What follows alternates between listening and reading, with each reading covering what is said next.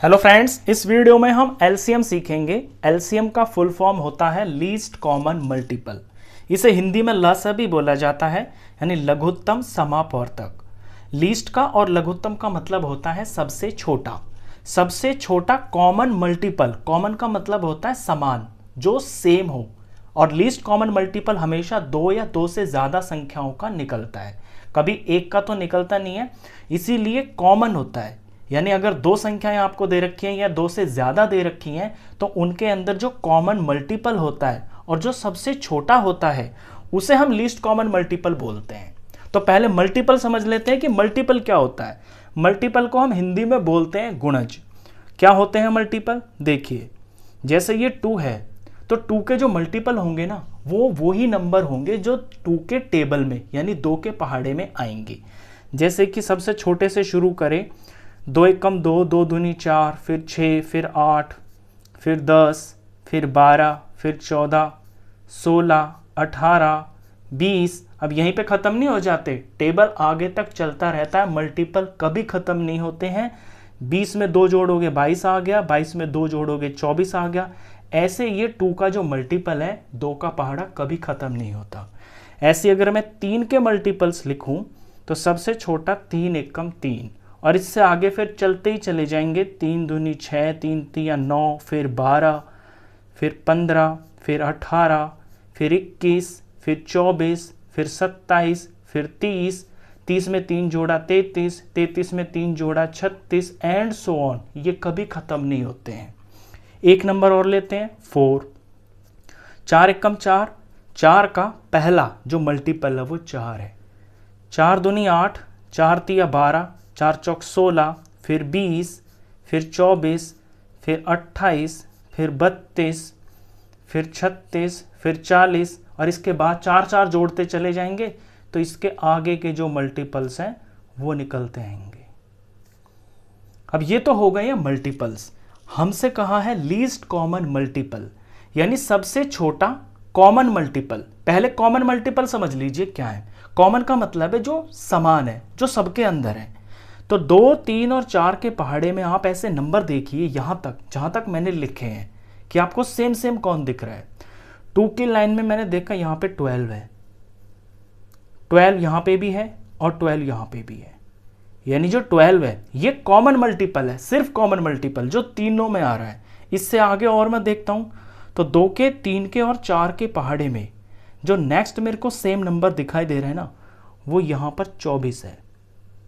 24 यहां भी है, 24 यहां भी है और 24 यहां पे भी है। तो 12 कॉमन मल्टीपल है, 24 कॉमन मल्टीपल है। और जब ये मल्टीपल्स आप आगे लिखते चले जाओगे, ये कभी खत्म तो होंगे नहीं, तो आगे और भी आएंगे और भी आएंगे और भी आएंगे। ऐसे बहुत सारे कॉमन मल्टीपल्स आगे आते चले जाएंगे। अब जो लीस्ट का मतलब है वो है सबसे छोटा। और सबसे छोटा कौन होगा? जो सबसे पहले आएगा। सबसे पहले कौन आ रहा है इन तीनों नंबरों में? 12 आ रहा है, 12। यानी कि जो LCM है किसका?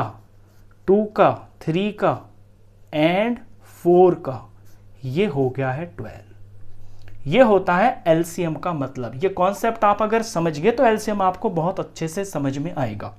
अब ये तो थे बिल्कुल छोटे नंबर, हमने टेबल देख लिया। अगर हम ना भी लिखते तो भी हम उंगलियों पे भी बता सकते थे कि 3 में, 2 में, 4 में सबसे पहले, इनके पहाड़े में सबसे पहले जो नंबर आता है ना वो 12 होता है। छोटे नंबर का तो हम ओरली भी बता सकते हैं, लेकिन अगर बड़े नंबर आ जाएं तो फिर आपको निकालना पड़ता है LCM। और LCM निकालने के 2 तरीके होते हैं। हम दोनों तरीकों को पूरे डिटेल में समझेंगे। पहला तरीका होता है डिवीजन मेथड, यानी कि भाग विधि, और दूसरा तरीका होता है प्राइम फैक्टराइजेशन मेथड, यानी अभाज्य गुणनखंड विधि। तो पहले डिवीजन मेथड को डिटेल में समझ लेते हैं कि कैसे भाग विधि से LCM निकलता है। तो 3 संख्याएं ले लेते हैं, जैसे 24 है और 90 है और ये 40। 24, 90, 40 ये 3 संख्याएं मैंने ले ली हैं और मुझे इनका निकालना है लीस्ट कॉमन मल्टीपल, यानी कि LCM। तो भाग विधि के अंदर क्या होता है कि आपको इन्हें भाग करते हुए जाना होता है, डिवाइड करते हुए जाना होता है, और डिवाइड भी आपको अभाज्य संख्या से करना होता है, यानी कि प्राइम नंबर से। प्राइम नंबर वो नंबर होते हैं जो अपने से अलग किसी के टेबल में नहीं आते हैं। सबसे छोटा प्राइम नंबर होता है 2, फिर होता है 3, फिर होता है 5, फिर होता है 7।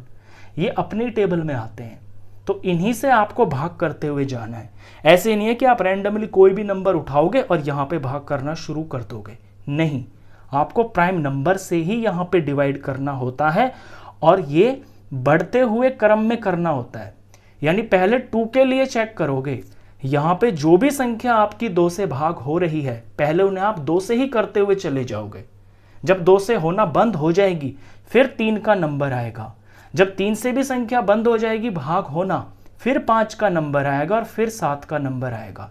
ऐसे नहीं कि आपको दिखा कि यहाँ पे 90 है, 90 तो 5 से भाग हो जाएगा तो आप शुरू में यहाँ 5 से कर दो, वो गलत होता है। सबसे छोटा अभाज्य संख्या को लेकर आपको भाग शुरू करनी होती है। तो सबसे छोटा 2 है। मैं देखूंगा कि यहाँ पे 2 से जो नंबर डिवाइड हो रहे हैं ना उन्हें मैं डिवाइड करता हूँ। तो 2 से यहाँ पे मेरे को ये सारे नंबर दिख रहे हैं, यहाँ पीछे 4 है, यहाँ 0 है, यहाँ 0 है, तो 200 तो ये भाग हो जाएंगे। 2 से भाग करते हैं, 24 को 2 से भाग करता हूँ तो 12 आ गया, 90 को 2 से भाग करेंगे 45 आ गया, 40 को 2 से भाग करेंगे 20 आ गया। एक स्टेप हो गया। अब मैं फिर से ये देखूंगा कि जो मेरी नीचे संख्याएं आई हैं क्या इनमें 2 से कोई भाग हो रहा है? हो रहा है।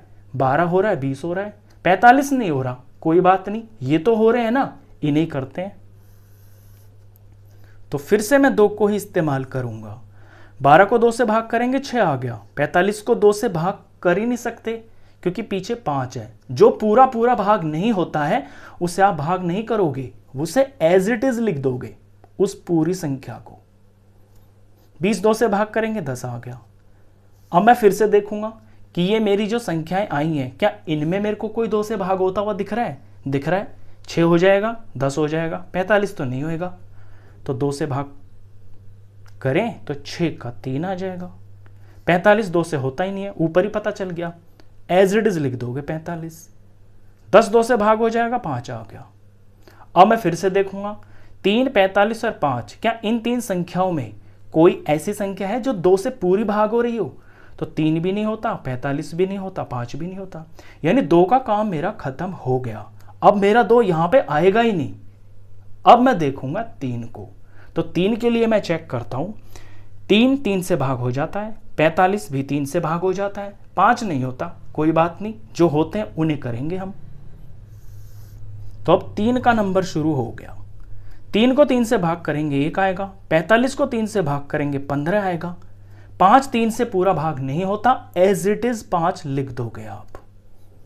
अब मैं फिर से देखूंगा, यहां 1 आ गया, यहां पे 1 आ गया, यानी इसका तो काम खत्म हो गया। अभी 15 और 5 है, 15 और 5 में मैं देखता हूं कि क्या इनमें कोई नंबर 3 से भाग हो रहा है?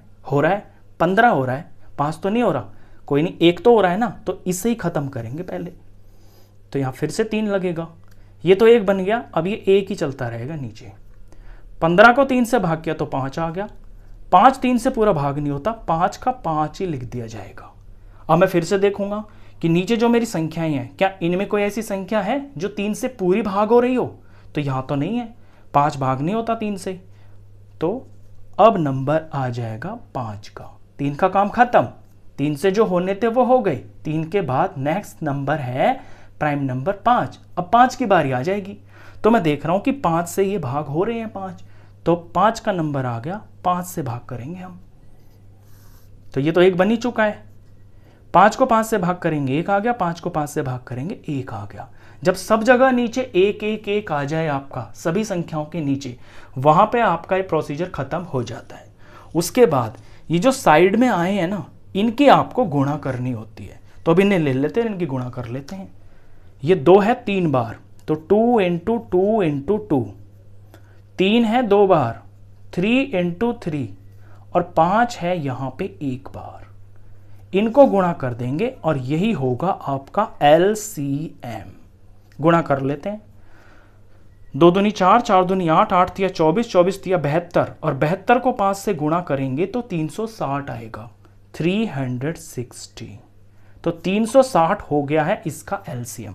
अब ये जो एलसीएम आता है ना, ये एलसीएम आपके दिए हुए सभी नंबरों से पूरा पूरा भाग हो जाता है। अगर आपको चेक करना हो तो 360 जो है ये 24 से पूरा भाग होगा, रिमाइंडर नीचे 0 आएगा।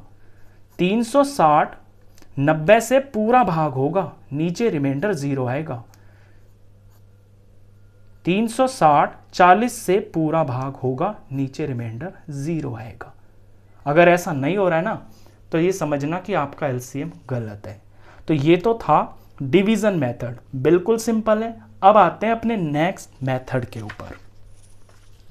ये है प्राइम फैक्टराइजेशन मेथड, यानी अभाज्य गुणनखंड विधि। इसमें क्या होता है, अलग अलग नंबर को हमें इसी तरह से भाग करना होता है।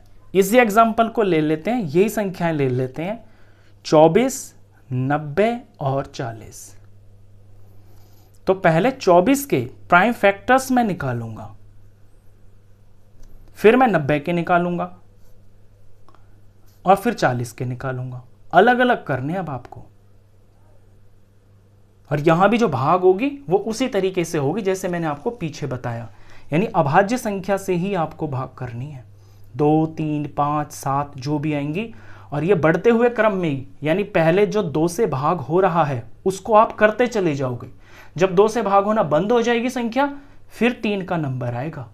तो 24 को मैं देख रहा हूं ये 2 से भाग हो जाएगा पूरा पूरा, इसे 2 से भाग करेंगे तो 12 आ गया।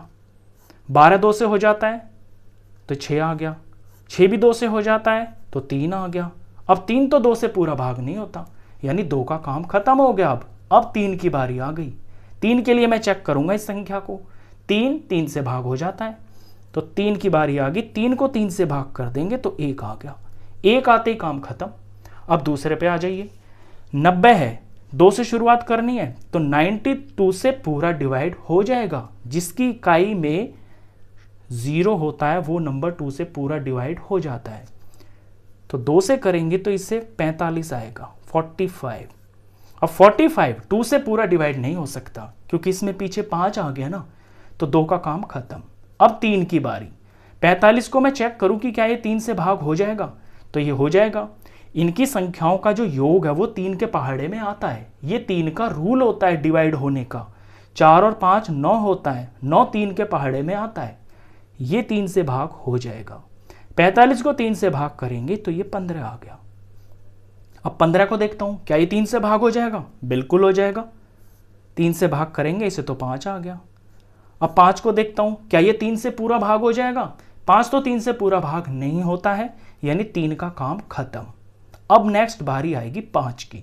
अब 5 से चेक करते हैं, तो 5 से तो 5 भाग हो जाएगा। तो 5 को 5 से भाग करेंगे तो 1 आ गया। नीचे 1 आते ही काम खत्म।